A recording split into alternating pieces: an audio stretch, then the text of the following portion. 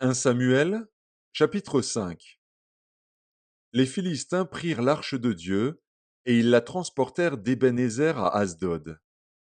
Après s'être emparés de l'arche de Dieu, les Philistins la firent entrer dans la maison de Dagon et la placèrent à côté de Dagon. Le lendemain, les Asdodiens, qui s'étaient levés de bon matin, trouvèrent Dagon étendu la face contre terre, devant l'arche de l'Éternel. Ils prirent Dagon et le remirent à sa place. Le lendemain encore, s'étant levés de bon matin, ils trouvèrent Dagon étendu la face contre terre, devant l'arche de l'Éternel. La tête de Dagon et ses deux mains étaient abattues sur le seuil, et il ne lui restait que le tronc.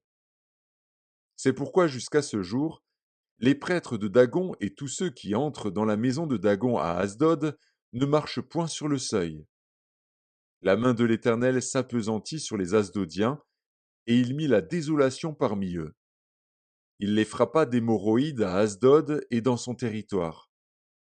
Voyant qu'il en était ainsi, les gens d'Asdod dirent: L'arche du Dieu d'Israël ne restera pas chez nous, car il appesantit sa main sur nous et sur Dagon, notre Dieu.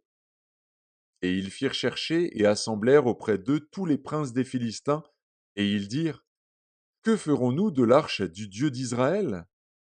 Les princes répondirent: Que l'on transporte à Gath l'arche du Dieu d'Israël. Et l'on y transporta l'arche du Dieu d'Israël.